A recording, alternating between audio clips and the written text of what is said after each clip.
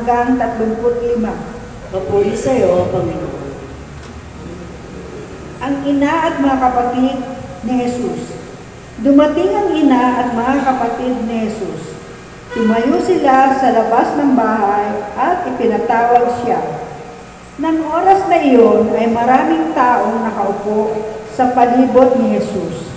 May nagsabi sa kanya, "Nasa labas po at naghihintay ang inyong ina at mga kapatid na lalaki at mga kapatid na babae."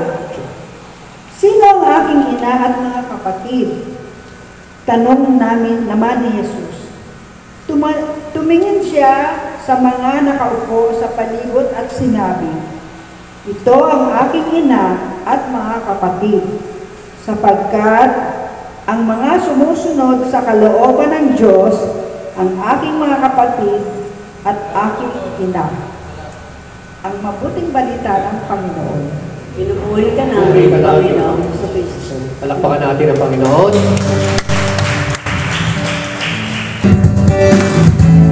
Ikaw lang, number one. Ikaw lang. Ang pupurihin. Ikaw lang. Ikaw lang. Sasampahin mo. Panginoon Jesus. Ikaw ang buhay ko. Sa piling ko'y tunay ang totoo.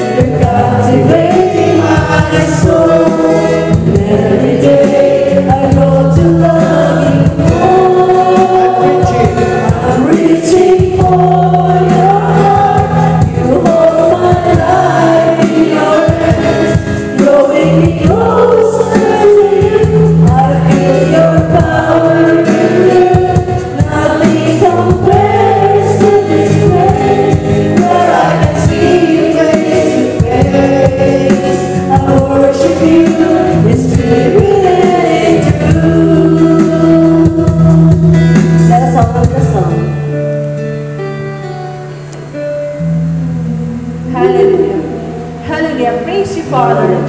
Praise you, Jesus. Praise you, Holy Spirit. Lahat ng kapurihan ay sa iyo, Ama. Maraming salamat po sa pagkakataong pinagkaloob mo sa amin sa oras na ito upang sama-sama kami magpuri sa iyo, Panginoon. Hallelujah. Glory to you, God. Glory to you, Father. Hallelujah. Panginoon, sa mga oras na ito, alam namin, Panginoon, na marami kaming pagkakamali, pagkukulang, na alam namin nakakasakit sa aming kapwa, lalo higit sa iyo, Panginoon. Mga kasalanan palagi namin inihingi ng tawad, pero paulit-ulit po namin nagagawa, Panginoon. Panginoon, patawarin mo po kami sa maraming pagkakataon na nadadapa kami, nakakalimot, nakakasakit ang kapwa, Panginoon. Patawarin mo po kami. Tulungan mo kami, Panginoon, makabangon sa dami ng mga kasalanan namin sa iyo. Maliliit man o malalaki. Mga naiisip namin hindi maganda, mga lumalabas sa aming mga bibig na nakakasakit ng aming kapwa, Panginoon, patawad po. Nandito kami, naglilingkod na sa iyo, pero Panginoon, yung karumihan namin, hindi pa rin namin magawang talikuran. Tulungan mo kami, Panginoon, na lagi namin maisip na bawat namin iisipin o hindi magandang sasabihin, ikaw ang unang-unang masasaktan, Panginoon. Tulungan mo kami, Panginoon, at patawarin. Kaya hindi, Panginoon, tulungan mo rin kami magpatawad sa mga taong nakakasakit sa amin, sa taong binibigyan kami ng sama ng loob, Panginoon. Tulungan mo kami magpatawad din. Tulungan mo lagi bukas ang puso namin tanggapin kung ano man po yung mga bagay na hindi nakakabuti sa aming pakiramdam, Panginoon. Mga sakit na dinadala namin hanggang ngayon, Panginoon, tulungan mo kami. Gusto namin isuko ito lahat ng Panginoon. Tulungan mo kami magbago. Tulungan mo kami tanggapin din ang aming pagkakamali. Na baka sa mga pagkakataong yun, kala namin tama kami pero mali pala, Panginoon. Tulungan mo kami laging makita ang tama. Tulungan mo kami talikuran ng mga bagay na hindi na dapat. Tulungan mo kami maging mabuting lingkod mo, Panginoon. Tulungan mo makita ng mga kapatid namin ang kabutihan mo sa amin, na makita ang pagmamahal mo sa kanila sa pamamagitan ng mga gawa namin, Panginoon. Tulungan mo kami laging bukas palad. Tulungan mo kami laging may oras, Panginoon, na maglingkod. Tumulong sa aming kapwa, Panginoon. Na minsan ang mahirap tumugon. Pero lagi namin sana isipin na sa pagtulong namin, ikaw ang aming binibigyan ng kahalagahan. Panginoon, tinataas namin ang lahat ng aming dalangin. Alam na alam mo lahat ng bigat na meron kami, Panginoon. Hindi man namin sabihin, ramdam na ramdam mo, Panginoon. Alam namin na ikaw lang ang makakapagaan ng aming pakiramdam. Ikaw lang makakapag-alis ng bigat na meron kami, Panginoon. Sinusuko namin lahat, Panginoon, dahil hindi namin kaya, hindi namin kayang sumuko na sa mga nararamdaman namin, Panginoon. Tulungan mo kami isuko lahat sa iyo. Dahil walang ibang makakapagpagaling sa amin, kundi ikaw, Panginoon. Tulungan mo kami magtiwala. Magtiwala ng lubos na lahat ng binibigay mo, nararanasan namin, Panginoon. Alam namin mga gawa din namin mali. Na minsan sinisisi namin sa iyo, kaya kami nagkakaganito. Pero hindi totoo yun. Dahil gusto mo lang, Panginoon, ang kabutihan namin. Jesus. At gusto mo rin matuto kami sa mga pagkakamaling iyon, Panginoon. Tulungan mo kami tanggapin yung mga bagay na nihirap minsan sa amin tanggapin, Panginoon. Tulungan mo, isuko namin lahat sa iyo. Dahil ikaw ang makapangyarihan sa lahat. Hindi mo kaya ng mga kapatid namin, pero ikaw walang imposible. At naniniwala kami, Panginoon, na lahat ng dalangin namin sa gabi nito, Panginoon, sinusuko namin at alam namin na ikaw na ang bahala doon. Amen. Lahat ng mga pangarap namin, Panginoon, plano, itinataas namin sa iyo. Nawa, Panginoon, kung ano man ang plano mo sa buhay namin, tulungan mo tanggapin namin, tulungan mo makita namin, Panginoon, ang kagandahan yun. Na hindi mo ang mga hangarin namin ang mangyari, kundi ang kalooban mo, Panginoon.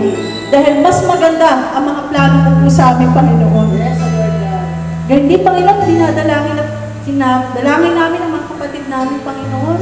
Lalong-lalo na po, si Sister Michelle de la Cruz. Pagkalooban mo ng kapayapaan ng kanyang kaluluwa, Panginoon. Tanggapin sa iyong kaharian at patawarin sa kanyang mga kasalanan. Ganyan din ang mga yumao namin mga mahal sa buhay na hindi namin inaasahan. Pero alam namin, Panginoon, yun na ang oras nila. Tulungan mo tanggapin namin ng maluwag ang pagkawala ng mga mahal namin sa buhay. At isipin namin, ikaw ang kumakanlong sa kanila sa mga oras na ito. Na ikaw ang babalikan nila.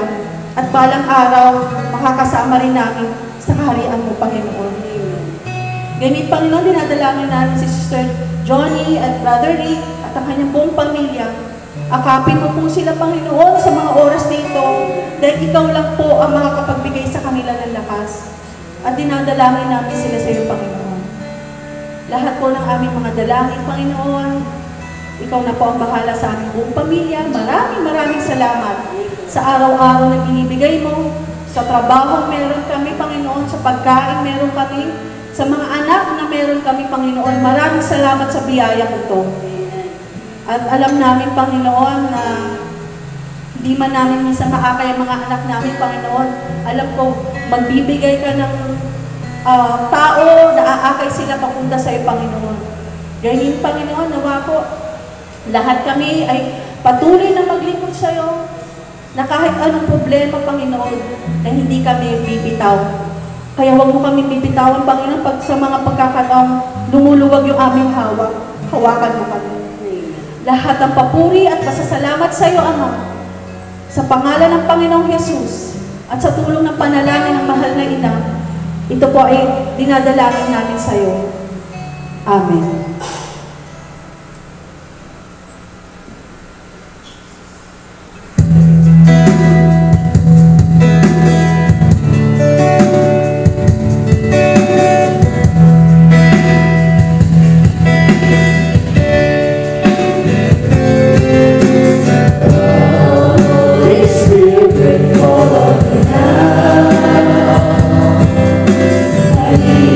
Your anointing come and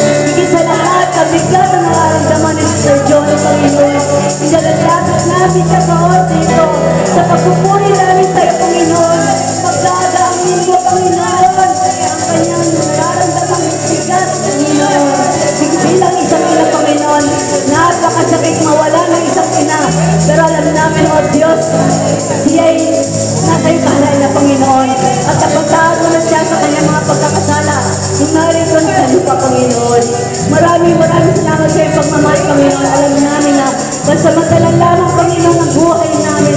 Ang aming buhay ay sa iyong lahat na walang hanggan. O Diyos, purihin ka, Panginoon. Purihin natin ang Diyos. Sigaw natin, hallelujah. Hallelujah, hallelujah, Jesus. Thank you, Lord Jesus. Jesus, Jesus, hallelujah, hallelujah. Maraming salamat, Panginoon. Napakasarap magpuri sa iyong na pinagpamalan. Oh, hallelujah, thank you, Lord God Jesus. Oh, hallelujah, hallelujah, hallelujah, hallelujah. Isigaw natin, hallelujah. Malakas na hallelujah. Purihin ang Diyos. Purihin ang Diyos. Oh, hallelujah. Thank you, Jesus. Thank you, Jesus. Thank you, Holy Spirit. Thank you, Lord God. Oh, hallelujah. Thank you, Jesus. Thank you, Father. Oh, hallelujah. Hallelujah, hallelujah, hallelujah. Thank you, Lord God. Hallelujah. Jesus. Hallelujah. Jesus. Hallelujah, Jesus. Jesus. Jesus. Jesus. Our Father, who art in heaven, hallowed be thy name. Thy kingdom come, thy will be done on earth as it is in heaven.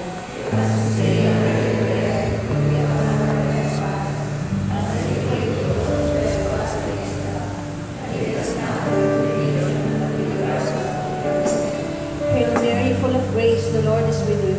Blessed are you among women, and blessed is the fruit of thy womb, Jesus.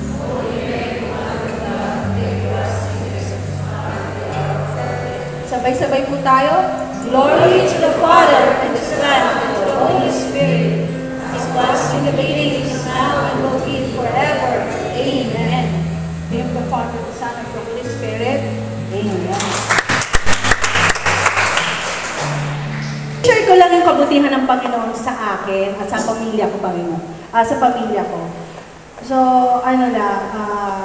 ipapasalamat ako sa Panginoon kasi ayoko kasi sabihin na kahit mag-isa na lang ako kasi kasama ko ang Panginoon. Yung blessing na binibigay ng Panginoon sa mga anak ko. So, finally, itong year, gagraduate yung panganay ko. And, thank you God. Yung pangatlo ko po, yung pangalawa ko pong babae, third year college na siya.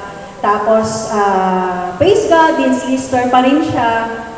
Tapos, blessing ni God sa yung mga teacher niya, binibigyan siya ng work. So, may work yung dalawang anak ko.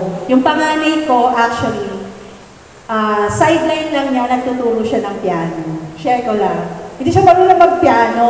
Nagpa-piano lang siya sa mall, nakita siya ng isang professor sa UP, tapos pinaturuan yung anak niya. So, hanggang ngayon siya pa rin nagtuturo. Yun yung panganay. Yung pangalawa po, tinulungan siya ng professor niya magkaroon ng sideline. Kasi, dapat po kasi na-transfer siya. Nasa Lyceum kasi siya, na-transfer dapat siya ng PUP. Sabi ng mga teacher, wag na lang daw. So, tinulungan kami, nagbayad ng tuition, tapos nag-work siya ngayon. So, binabayaran yung tuition habang nag-work siya. So, yung pangatlo ko po, nag-work siya ngayon, nag-stop siya, kasi nga, mahirap sa tuition. Pero, I know God will provide. So, next year, hopefully, pag-graduate ni Kuya, mag-aaral na rin siya. Tapos, yung pangatlo ko po, pangbunso ko po is grade 11 na ngayon. So, grade 12 siya next year, so may college na ulit ako. But I know God will provide. So, sa totoo lang po, hindi ko ma-imagine na kaya ko palang, sa tulong ng Panginoon, na itaguyod ang pamilya ko. That's how God and how blessed I am dahil ang Panginoon ang pumupuno ng mga pangangailangan ko. Diba, nagkwento na ako ng life ko. Pero hindi, kasi yun yung gusto kong ipagmalaki na lahat yun hindi galing sa akin. Kasi hindi ko kaya talaga. Hindi ko kayang mag-isa. Pero laging may Diyos na nandyan na sinasandalan ko. Kaya nga po ni-request ko yung Still na kanta kanina. Kasi sobrang problema po ako. Over. Pero hindi ko nararamdaman na lulubog ako. Alam mo yun, sabi nga kahit sa tindi ng mga problema ko, nandyan si God sa akin. So, kaya feeling ko malakas ako. At I know maraming taong nagpipray. And I know lahat naman tayo pinipray ang bawat isa. So, sa lahat ng problema hindi natin inaasahan lagi, biglang darating. Masakit siyang tanggapin lagi, pero trusting God's plan for our life, sabi ko nga, pag pinagkakatiwala lang natin sa Diyos, para hindi naman natin kailangan maratel, no? Matakot. Sabi nga, bahala ka na agad. Mas malaki ka naman sa akin. Ibig sabihin, mas alam mo naman yung pangangailangan mo. Pangangailangan ko. Yun lang po. Thank you, praise God. Sa atin po, may mag-share. Presentation of Jesus, no? Di ba nakita po siya ni Simon? And all along, inaantay talaga siya ni Simon, di ba? And then, right there and then, nakilala niya siya ang Messiah. Siya ang tagapagligtas. So, sabi nga niya, pwede na siyang mamatay kasi nakita na niya yung inaantay niya. So tayo, nakilala na natin ang Panginoon. At tinanggap na natin si Jesus. So ano na po ba ang pwede natin gawin? Kundi maglingkod. At napakaganda po ng pagkakataong pinagkaloob sa atin ni Jesus. Nang tumugon tayo siya, nung tinawag tayo upang maging bahagi ng VOG. Kasi nagkaroon tayo ng pagkakataon na magpuri, maglingkod, kahit pinakamaliit na bagay, na nakakatawag tayo ng ating kapatid upang makasama natin magpuri sa Panginoon. Alam ko, nalulugod ang Panginoon sa ginagawa natin. Siyempre, may pagkakamali pa rin tayo. Alam ng Panginoon yun, sabi nga nila eh. Alam ng Panginoon yung kahinaan natin. Kaya lagi, ipag-pray natin, yung mga kahinaan natin, nawa, yun yung maging guide natin upang talikuran, no? At magtiwala sa Panginoon. Kasi kung babalikan po natin, ano ba tayo before? Ano ba yung mga mali nating ginawa before? Tapos, pag may inisip natin, kahit ganito pala ako, binibigyan pa rin ako ng pagkakataon ng Diyos maglingkod. Sa mga pagkakataong pare-pareho naman po tayo nararamdaman, di ba? Minsan tinatamad tayo. Totoo, di ba? Minsan darating yung point na parang nakakatamad naman. Ganun na ulit. Pero siguro, ang ano lang natin siguro sa mga pagkakataon, alam naman din ng Diyos yun eh. Pero hindi yun dahilan. Diba? Ako rin nagigilty ako dyan sa pagkakataon na yan. Minsan kasi sa trabaho. Pero hindi ko naman pwedeng sabihin na kasi yung trabaho ko, hindi pwedeng dahilan. Pero yun nga po, pag may pagkakataon at kailangan naglilingkod po ako. At hindi lang po yan. Sana po, bawat isa rin sa atin, hindi lang po tayo sa VOG maglilingkod. Pwede po tayo maglingkod sa church natin.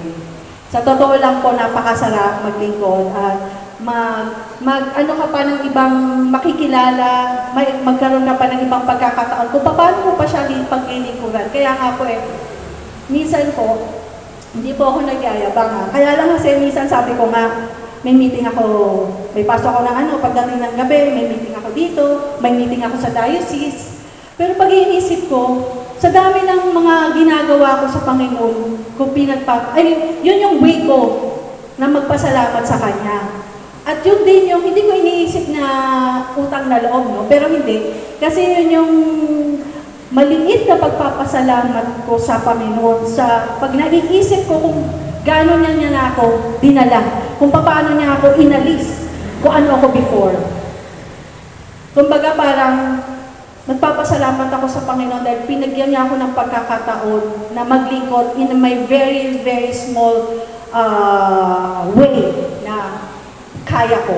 Kasi sabi nga sa Panginoon, di ba? Sabi nga, walang hindi kaya kung gugustuhin mo. Pag gusto mo yung ginagawa mo, kahit minsan napapagod ka na, naiisip mo nakakapagod, pero parang nawawala pag nandun ka na. Yun nga, lagi ko po rin sinishare, minsan dumarating yung point, ayokong umattend. Kasi may mga hindi naman umaattend din. Pag napapagod. Pero pag patakna mo ng mga 7:30, nandun na ako sa gate namin. Or 7. Kumbaga automatic. Kaya sa paglilingkod natin, napakaswerte natin may VOG. Kasi ito yung bagay na bukod sa makakahikaya tayo, nakakapagpuri at nakakapagpasalamat tayo sa Panginoon. Amen? Sino pa po mag-share? Brad Sam? Hi, good evening muna. Kanina pa kami nandito. Yeah. In behalf of my wife, yung last Saturday, so nakatatlong blood test siya. Puro matataas yung kreya niya nun eh. Kaya going to dialysis na yun pagka pangatlong mataas pa yung kreya niya. Nung Sabado na kinasya uli, parang bumaba ng konti.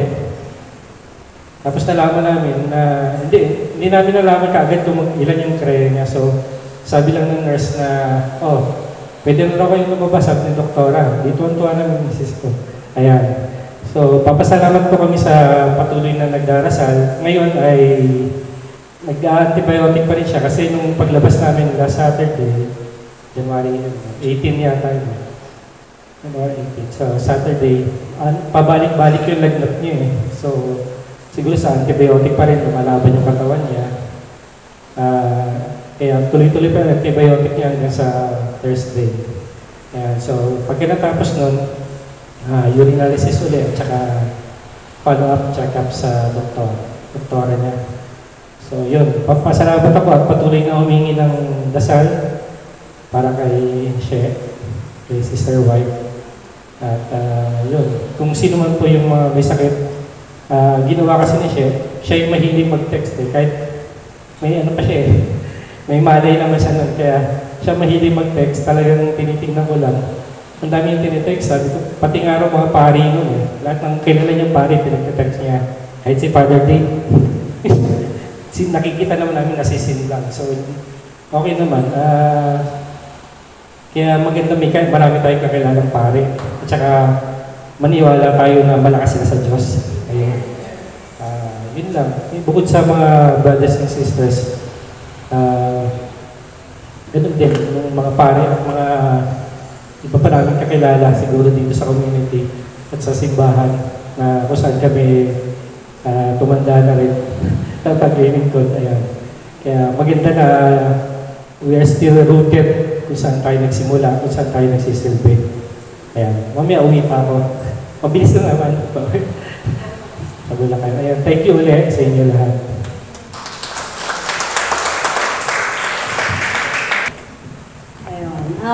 Naging parang share ko lang yung usapan namin ni Sister Johnny kanina. Kasi talagang nakakagulat po talaga, bigla-bigla eh. Bigla-bigla. Sabi nga niya, sis, hindi ko magawang makapag-text, sabi niya. Okay lang yung sis, sabi pa lang, yung nararamdaman mo, nararamdaman ko rin yan, sabi ko. Kasi 1 year pa lang naman siya. Hindi siya makapagsalita, iyak siya ng iyak. Sabi ko, sige, okay lang yan, sis, sabi ko gano'n. Kasi nung nag-IPG nga kami, sabi niya, pray daw, sabi ni Sister Nene. Basta gulat kami, kinumusta pa ni Sister Josie eh.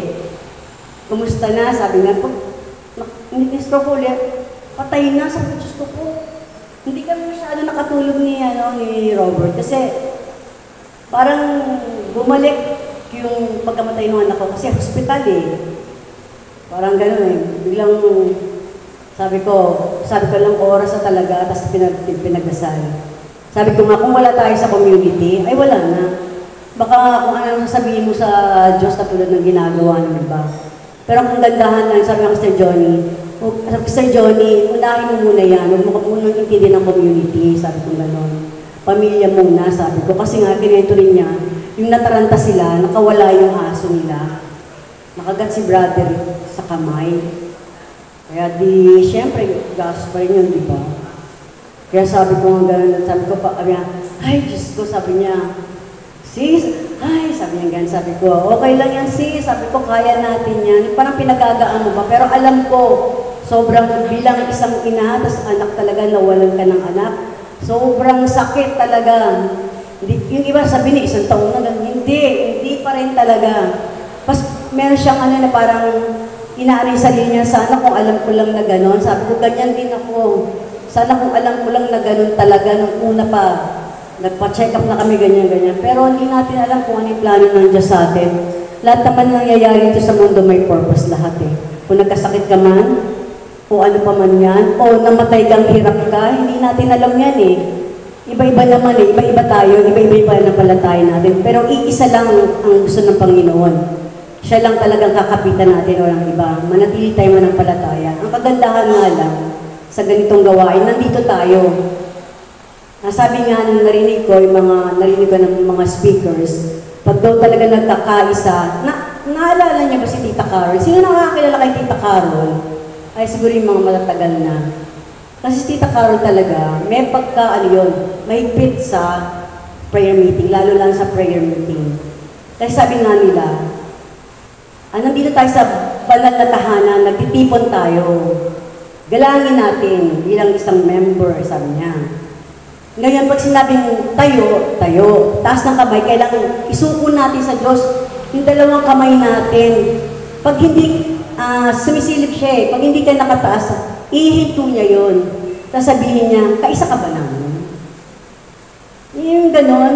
Kaya talaga yung sa medyo, pag nakita mo siya yung aura niya, hindi mo sabihin mahigpit, pero talagang susundan mo siya kasi makikita mo Diyos sa kanya mga ginagawa. Dinamatayan din siya ng, marami rin pagsubok na dumarating. Pero ilang taon na siya ngayon? Nasa 80 na ata siya, no? Patuloy pa rin siya naglilingkod, na speaker pa din siya. Hindi ko nga lang siya ma-invite ngayon dito kasi sabay ng prayer meeting natin. Sa Parañaque siya nakatira, pero pumupunta pa rin siya sa gawain. Kasi kung tinawag ka, ang swerte nga natin, tinawag tayo sa ganito eh. Yung iba nga, hindi nila alam to eh. Pero tayo may kakapitan tayo. Kaya minsan nakakalungkot na iwan nating mga kasamahan na yung nangihina, alam, pwede natin alam kung ano yung pinagdadaanan nila. Pero sabi ko nga sa ganito, laban lang talaga tayo, laban lang. Kung ano yung mga seminars, kailangan may makain tayo. Ang konti nga lang ang ginagawa natin, LSS lang tayo, LSS, GSS, meron pa yung may pagbibini, marami yan eh. Para mapuspos ka ng ng aral. Maramdaman mo talaga na kaisa ka talaga. Alam mo yung mga ginagawa mo. Alam mo yung yun. Ayun na, andyan na yung speaker natin. Then, paano ko ito masasabi? Dahil ang dami naming pinagdaanan. Lalo na yung hindi pa siya nakakaalam noon. Kwento kayo, nag-LSS kami sa Bulacan. Ngayon yung taong ito na ni-recruit namin, gumagamit kasi siya eh. Hindi namin alam na bago siya umatay, naghahanap siya. Siya ba ang ginagamit niya? Nung nandun na, mag-asawa sila, pag nakita mo to, napakaganda niya, ang gwapo ng asawa niya. Kami ang shepherd. Pwede niya nakaupo na siya. Sa Bulacan yun. Kasi yung open field yun eh. So, nakaupo na siyang ganyan. Nakaupo siya. Ito na, darating na yung baptism, no? Tingnan mo yung kalabanan, di inaano siya na speaker, kaya maya-maya, kahit ikaw na napakaganda mo ba, social ka, nakaupo kang ganyan, isipin mo gumagano, umaalon yung tiyan niya. Syempre ako medyo pag-ubaw pa ako na syempre, hindi ko alam yung gagawin ko. Sabi, Diyos ko po, Jesus, gano'n na gano'n. Tapos mamaya, bumulog siya sa kuan. Yung umano siya, as in siya, umiikot siya. Umiikot siya talaga. Di siya nakita ng speaker. Sabi niya, say Jesus, I love you Jesus. Ano na siya ng holy water. Tapos, inupo na siya, gumawa, yung mukha niya nag-iiba, yung gumawa, parang siya nagiging kaba, yung muso niya gumawa, natakot talaga ako. Kasi mamaya naman, yung isa naman na nakaupo, nakaganyan, bumulag naman. Yung nakaganyan yung muso, isipin baka yung muso niya, masubso, yung pala yung sharing niya, sabi niya, hinahabol daw yung lola niyang namatay. Tapos ito namang isa, wala siyang kamalay-malay, yung demonyo, ayaw siyang payagan na pumunta yung Holy Spirit sa kanya. Pero later on, kumalma siya, lumiwanag yung mukha niya. Bakit totoo kinikwento? Kasi totoo talagang may demonyo. Laban yan eh. Laban talaga. Kaya sabi ko nga talaga, kapit lang tayo, huwag tayo. Hindi mo naman sasabi perfect ang isang samahan eh. Marami talaga dyan. Marami ka talaga marinig, maraming ganyan-ganyan. Pero sabi ko nga, ang focus natin, si Lord. Kung ano yung magagawa natin para sa kapatid natin na maganda, yun na lang yun. Kasi lahat naman tayo makasalanan. Lahat tayo struggle ng mga ugali natin, hindi tayo perfect. Pero pag sa ganitong gawain, nagkakaisa tayo na nagpupuri tayo sa Diyos. Ayun lang, andyan na kasi yung speaker. Palakpakan natin yung Panginoon. Hallelujah. Tinitesting ko lang po yung mic. Ayan. Hello! Talaga pong tinitesting ko lang ng yung mic. Ayan. So palakpakan po natin si Lord. At harapin nga natin ang ating katabi at sabihin mo sa kanya, Happy New Year! O, diba? New Year pa itong panahon na ito eh. January pa rin. Amen? Ayan, humabol tayo. So mga kapatid, dahil kayo hanggang alas 9 lang, kaya po 3 minutes lang ako magtutok. Okay lang ba? So let's pray in the name of the Father, and of the Son, and of the Holy Spirit. Amen. Glory be to the Father, and to the Son, and to the Holy Spirit, as it was in the beginning, is now, and ever shall be, world without end. Amen. In the name of the Father, and of the Son, and of the Holy Spirit. Amen. Palakpakan po natin si Lord. So mga kapatid, ang topic po na binigay sa akin ay trusting in God's plan in your life. Sabihin nyo, trust. Pagtitiwala. Maraming mga tao ang hindi nagtitiwala sa Diyos dahil hindi sila naniniwalang tutuparin ng Diyos ang kanyang pangako. Sino po dito ang naniniwala na ang Diyos ay tutupad sa kanyang pangako tungkol sa iyong buhay? Pakitaas nga po ang kamay.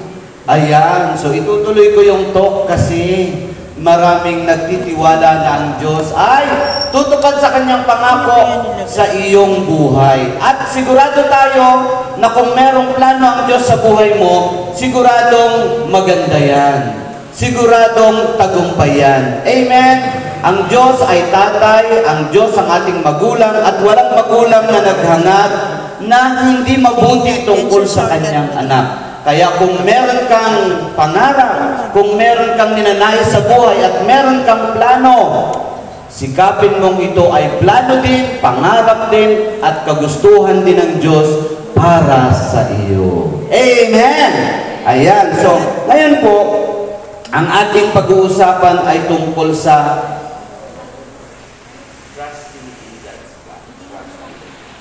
tapang. May tapang na pagsunod. Kasi kapag gusto mong sumunod pero naduduwag ka, hindi ka talaga makakasunod. Amen? At may mga taong hindi nag-uubay kasi nga hindi sila nagtitiwala kay Lord. So, pagka hindi ka makasunod, ang ibig sabihin niyan ay merong humahad lang sa'yo. Pag hindi ka nakasunod, merong hadlang sa'yo. Ano yung hadlang? Sabihin nyo, ano yun? Isang bilangguan yan na ang pangalan ay fear. The prison's name is called fear. Kaya kinakailangan meron tayong sticker na no fear. At meron tayong Pilipinong hindi marunong matakot. Yung ating boksingerong si Manny Pacquiao, kahit yung kanyang mga kalaban na mas malalaki sa kanya, hindi siya natatakot at ang sabi niya, mas maganda nga yung malalaki kasi mabagal silang gumalaw at pagkatapos ay mas malaki ang patamaan kaya hindi siya natatakot. Actually, maging artista hindi niya kinatakutan at siya ay naging sa buhay ni Abraham. Sino po? Sino po sa inyo ang nakaalala sa pangyayari sa buhay ni Abraham? Yan, merong isa. Ano po ang pangalan ng nag-iisang anak ni Abraham? Si Isaac, tama yan. At sino po yung asawa ni Abraham? Si Sarah. Si Abraham po ba ay nagkaroon ng pananampalataya kay Lord? Yan, kaya ang tawag natin sa kanya ay Father of Faith. Yan. At nag-iisa yung kanyang anak at ang sabi ng Diyos sa kanya, ang iyong magiging anak ay sindami ng buhangin sa dagat at sindami ng bituin sa langit. Siya po ba'y naniwala agad? Yan. Hindi agad naniwala, pinagtatawanan niya ang Diyos dahil paano mangyayari yun? Eh samantalang matanda na ako, nag-iisa nga yung aking anak eh, no? Pero alam po ninyo, bakit siya naging father of faith? Yung pag-uusapan natin ngayon tungkol sa Bible, ang siyang magsasabi na, nako, dapat lang pala na siya ay tawaging father of faith. At sisimulan natin yan kung kayong lahat ay game ka na ba? Yan. So, mas maganda kasi na word for word na binabasa natin doon, no? Yan. I-share ko lang po sa inyo na yung pinakang sharing ko sa dulo, gagawin ko na lang sa harap. Okay lang? Para mamaya ay pabalikan ko na lang. So, ako po ay isa sa mga leader ni Bo Sanchez at naka-assign po ako sa Bulacan area, particularly sa Fish May Kawayan po, ako po yung tinatawag na fish builder.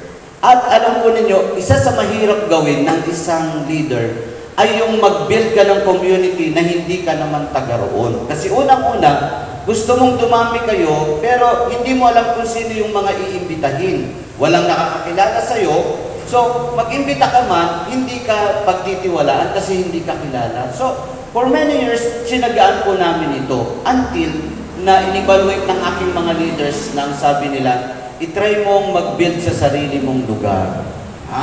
Kaya po, buhat po sa May Kawayan, naiwan na yung mga leaders doon at tuloy-tuloy naman po yung prayer meeting doon kasi for many years nakapag-train po ako ng mga leaders ng council at meron man pong mga members doon. So, tuloy-tuloy po doon, lumipat po kami ng Valenzuela. At syempre, plinano po namin, nag-build kami ng mga leaders sa Valenzuela. At nagplano po kami ng date ng launching, January 26, 2025, nung pong nakaraang linggo. At habang pinaplano po namin yan, kinakabahan kami. Kasi unang-una na, sabi ko, baka parang sa May Kawayan dito, pag inimbita mo yung mga tao, hindi naman darating. No? Kaya trinay lang namin po, Facebook promotion, nag-meeting po kami, personal invites namin. Tapos, eto na, January 26, nakaready na ang lahat. Ang misa, ang venue, tapos yung mga leaders, nakaready na. So, 1 o'clock siya, kaya 12 o'clock pa lang nandoon na kami. Nako, wala talagang parang dumadating. Yan, 12:30, may pangilan-ilan. 12:45, medyo dumadating na. No? Nakakahiya. Yung pa namang upuan namin ay 200 pieces lang. 200 pieces na. Naku, baka hindi yata ito mapuno, sabi namin ganyan. Pero alam nyo, dahil Pilipino, di ba? 5 minutes before 1 o'clock, nakita na namin, ito na, dumagsa na yung mga tao. So, hindi na namin maintindihan kung paano sila i-receive kasi may registration pa, ganun-ganyan. Hanggang bandang huli, mga kapatid, bago magsimula ang misa, occupied yung 200 seats. At sinabi pa namin dun sa mga gwardiya, pwede po bang makahingi ng ekstrang upuan? Naku po, ang nasa contract po natin, 200 pieces lang, kaya hindi na po pwedeng dagdagan. Although meron pang mga spare na mga chairs na pwedeng ibigay nila, pero hindi na po. Kaya yung aming mga servants po ay nakatayo dyan sa gitna, sa buong misa hanggang sa matapos ang feast. Sa madalit sabi, nag-aalala kami na baka walang dumating until na-discover namin na sobra-sobra pala. 200 yung aming upuan at kulang pa, kaya standing ang aming mga servants. Kaya mga kapatid, doon ko naalala kanina, sabi ko ano kaya yung life testimony ko sa community ni Sister Eloisa. Ayun, naalala ko yun, pagtitiwala. Amen? Na-bless po ba kayo? Salamat naman. Yan, palakpakan po natin si Lord. Yan. Buhay na ang ating PowerPoint. Ayan. Sige. Sige. I-ano natin.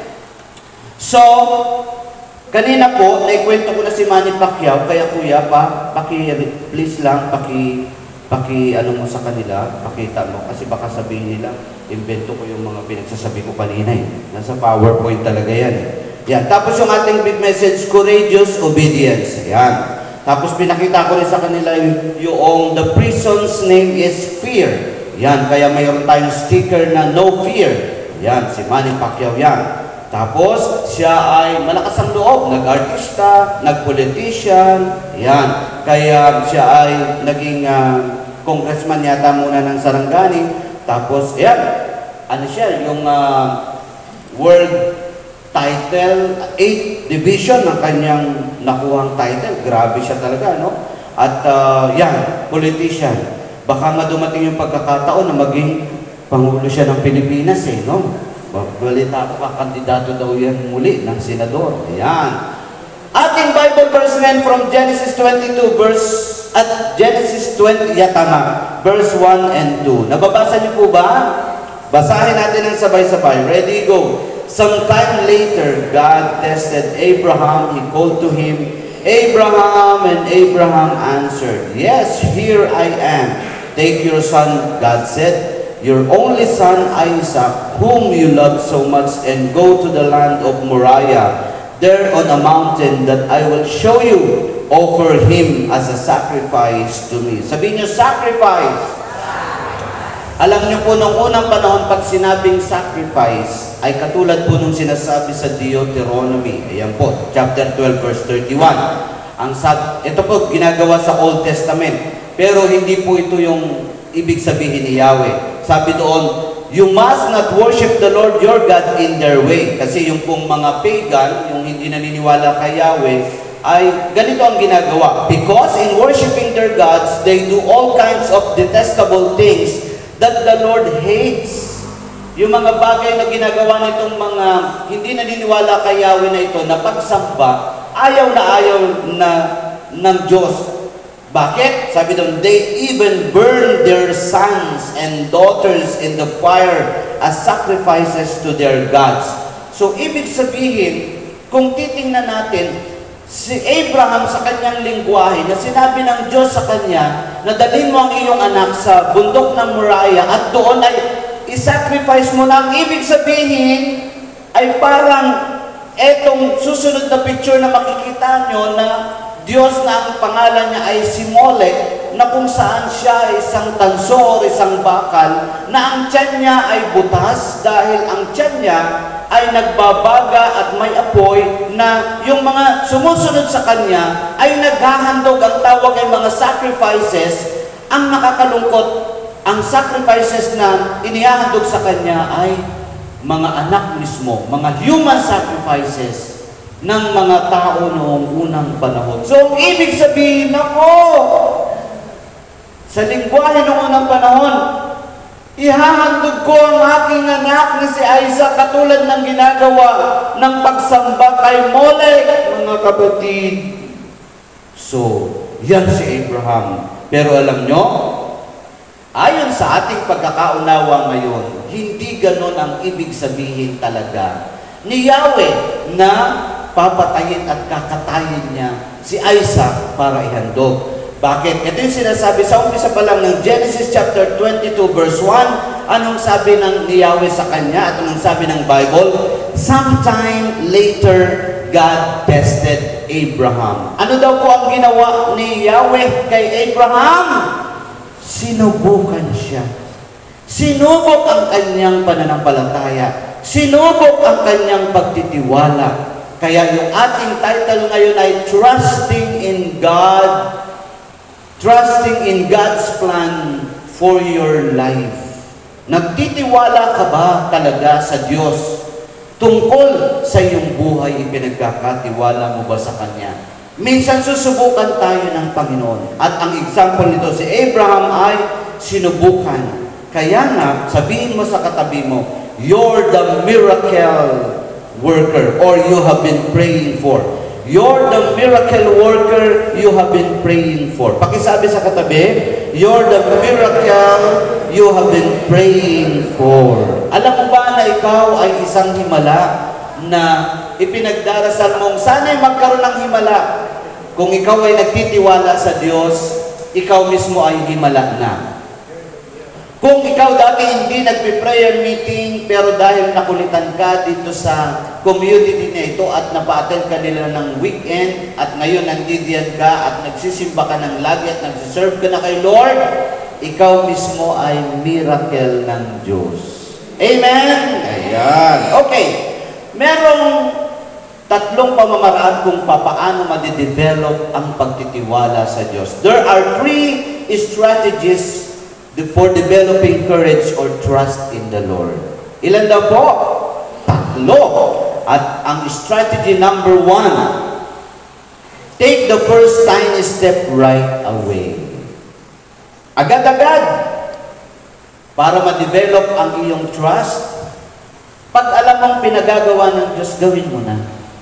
Diba? Huwag nang patumpik-tumpik pa. Sabihin sa katabi, nakikinig ka ba?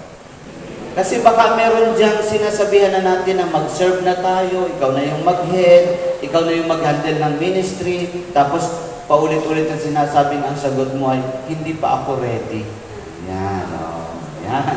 Minsan ganun no? Pero alam niyo si Abraham, umaksyon agad siya. Genesis chapter 22 verse 3, anong sinasabi? Early the next morning, Abraham cut some wood for the sacrifice.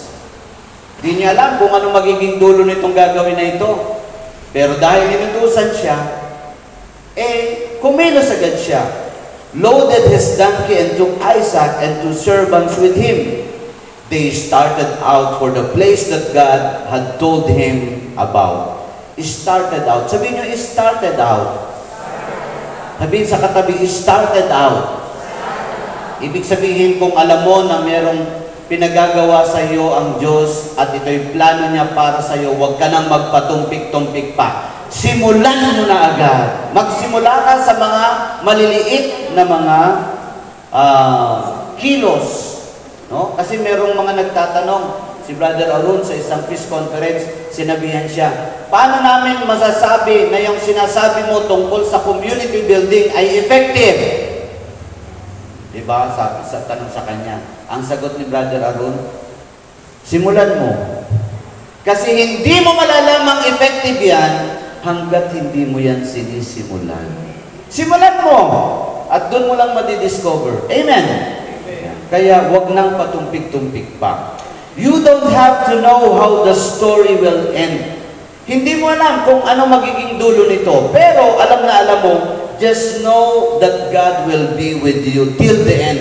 Kung yan ay iniuutos ng Diyos, alam na alam mo, hindi ka iiwanan ng Panginoon hanggang sa dulo nito. Huwag kang matakot. Magsimula ka. Amen?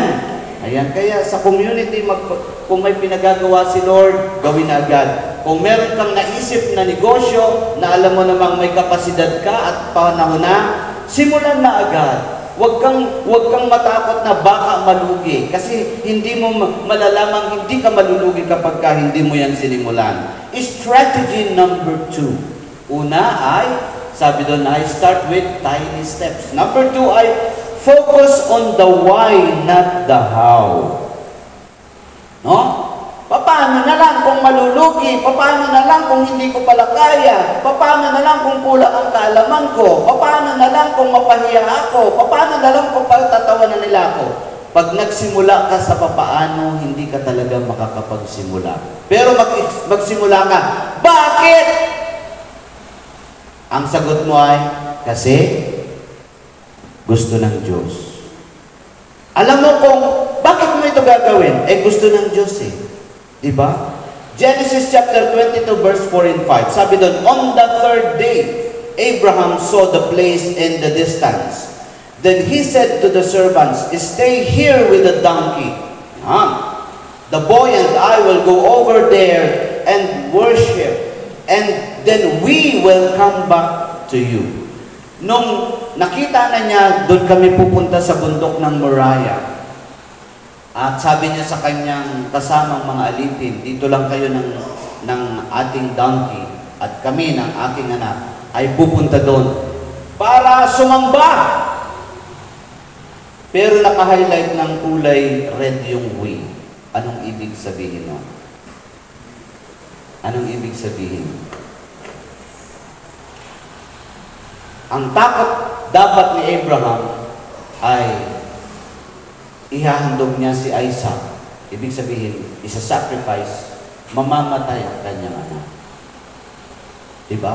Yun yung lingwahe, yun yung kultura nila eh. Pero meron siyang pananampalataya.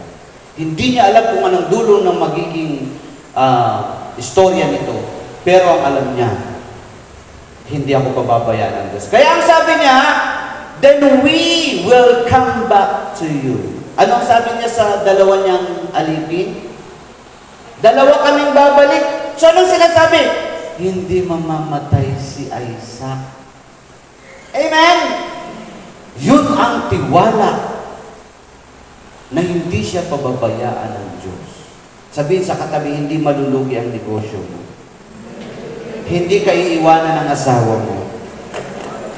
Hindi ka mapapahiya sa community. Because something good will happen. Because God is good. What keeps you fearful is focusing on the how. Kaya di ka makapagsimula. To be brave in life, you need to focus on the why. Why do you do this? Because I love God. Because I love my family. Because I want to serve the Lord. Because it's what God wants for me to do. The reason is Jesus. The reason is God. If you know your why, that is big enough, the how will take care of itself. Diba? Yan. Nagsimula kami sa Feast Valenzuela, one more. Ang alam lang namin, gusto ng aming mga leaders, magsimula kami, mag-build kami. Sumunod lang kami. May mga takot ba? Oo. Pero sa kabila ng takot, sumusunod ka. Courageous obedience. Bakit? Alam mo na gusto ng Diyos na gawin ito. I know, we know our why. Even though we don't know our how.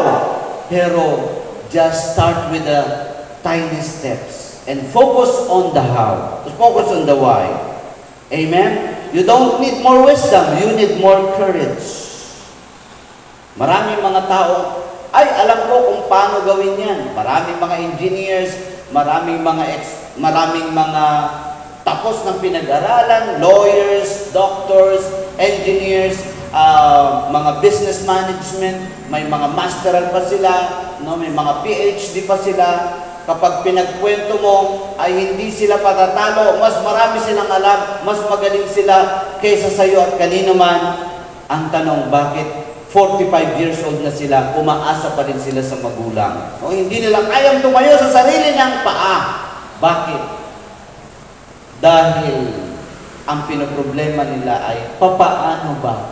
How? Marunong? Yes. But this time, we need more courage than wisdom. God is good. And all the time. Sa simula, maaring papalpak ka. Pero ang buhay hindi naman perfect. Pero pwede siyang maging perfect. Pero magsisimula muna siya sa imperfection. Anong tinatawag doon sa nagsisimula kang hindi perfect, pero ikaw ay papunta doon sa perfection?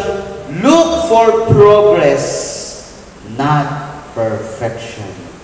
Kasi pag gusto mo sa simula, perfect ka agad, hindi mo ma-appreciate ang iyong maliliit na simula. Pero ang kagandahan, nag-uumpisa ka na. Sa buhay na ito, minsan nagre-reklamo yung iba. Sinusubo ko naman pero nabigo ako Pero tumatayo ako, tapos susubukan ko na naman, nabigo na naman ako. Pero tatayo na naman ako, at susubukan ko na naman, pero mabibigo na naman ako. Pagod na ako, ayoko na, kasi wala namang nangyayari. Hello? May nangyayari.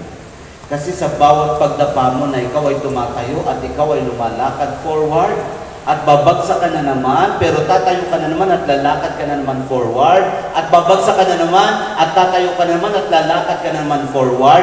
Hindi mo napapansin, doon ka papunta, doon ka nagsimula, pero may nangyayari, kasi nandoon ka dati, ngayon nandito ka na habang ikaw ay bumabagsak, tumatayo at lumalakad, habang ikaw ay bumabagsak, tumatayo at lumalakad, papalapit ka ng papalapit sa iyong destination. Amen? Sabihin sa katabi, malapit nang matupad ang pangarap mo. Magtiwala ka lang. Strategy number 3 na po tayo. Ito yon. Believe that you're the miracle you are praying for. Basahin nga po natin, believe that you are the miracle you are praying for. Number 1, start with tiny steps. Number 2, focus on the why. And then number 3, believe that you are the miracle you are praying for. May ibig sabihin dito si Lord. Genesis 22 verse 6 and 8. Abraham made Isaac carry the wood for the sacrifice, and he himself carried a knife and live coals, yung uling, kasi gagawa siya ng apoy for starting the fire. As they walk along together, Isaac spoke up, Father, Father. Then he answered, Yes, my son. Then Isaac asked, I see that you have the coals and the wood, but where is the lamb for the sacrifice? Oh, yun yung sinasacrifice nila, mga kordero nung unang panahon. Then Abraham answered, God Himself will provide one, and the two of them walk on together. Maniwala ka. God will provide. Sabihin niyo, God will provide. Hindi niya alam kung ano yung magiging dulo nito. Nagtitiwala lang siya, God will provide. Huwag kayong matakot i-declare, God will provide. Yung iba natatakot mag-declare, no? Dahil baka daw mapahiya. Pero alam po ninyo, madalas, kung natatakot ka dahil baka ikaw ay mapahiya, kasi para mong sinasabing ikaw ang magaling. Para mong sinasabi na ang yabang-yabang mo, ano kung mapahiya ka? Diba? Ano kung mapahiya ka? Sino ka ba para hindi dapat mapahiya? Diba? Kung mapapahiya ka, pero dineclare mo, God will provide! Tapos napahiya ka. Hindi nangyari. Hindi naman ikaw ang mapapahiya. Yung Diyos mo na pinagtitiwalaan mo, God will provide. Hindi papayag ang Diyos na mapahiya siya. Kaya matutupad ang iyong proclamation o ang iyong declaration. God will provide.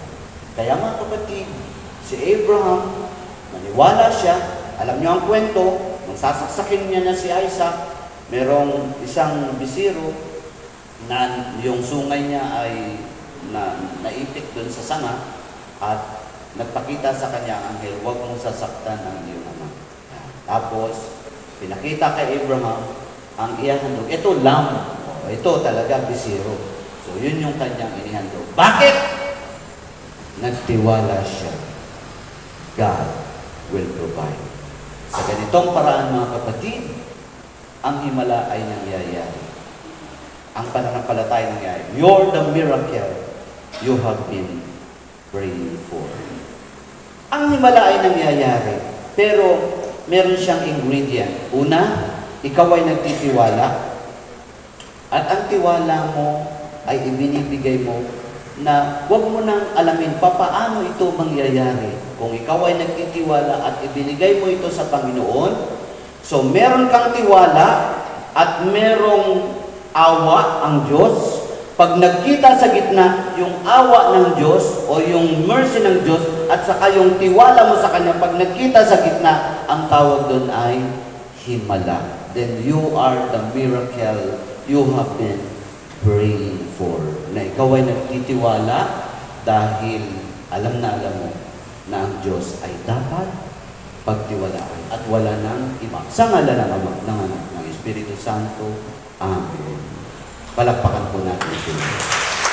Nakapag-live testimony na po ako kanina, kaya inuna ko na, kaya hindi na po ako magla-live testimony ngayon. Magandang gabi at pagpalain po kayong lahat ng Panginoon.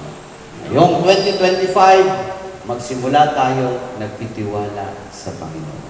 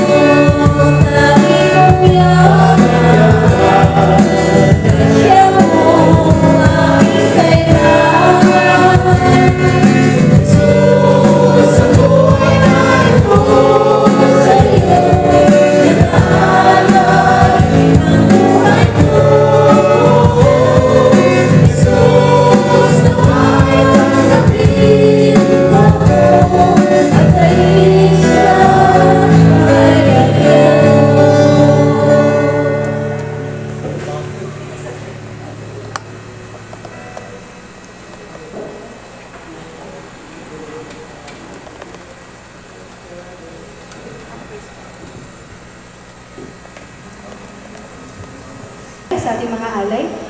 Panginoon, maraming salamat sa mga biyayang na pinagkakaloob po lagi sa aming Panginoon. I-bless mo po itong aming naibigay, Panginoon. Palaguin mo po ito, Panginoon, upang magamit po namin sa mga activities po namin, Panginoon. Ikaw na po ang bahala sa lahat ng aming pangangailangan. Tulungan mo kami magtiwala sa iyo sa lahat ng aspeto ng buhay namin, Panginoon. Pinagkakatiwalaan po namin kayo dahil ang lahat ng plano mo sa buhay namin ay mas maganda kaysa plano po namin sa aming buhay. Muli, maraming salamat po sa mensaheng narinig namin. Nawa baunin namin ito at maibahagi sa aming kapwa. Sa pangalan ng Panginoong Hesus, ito ay po ang aming samo at dalangin sa iyo. Amen.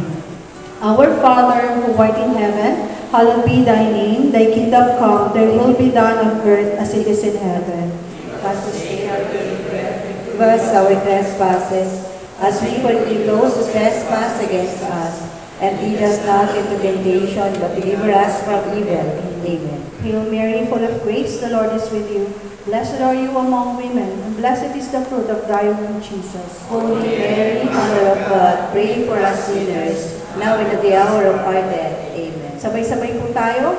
Glory to the Father, and to the Son, and to the Holy Spirit, as it was in the beginning, is now, and will be forever. Amen.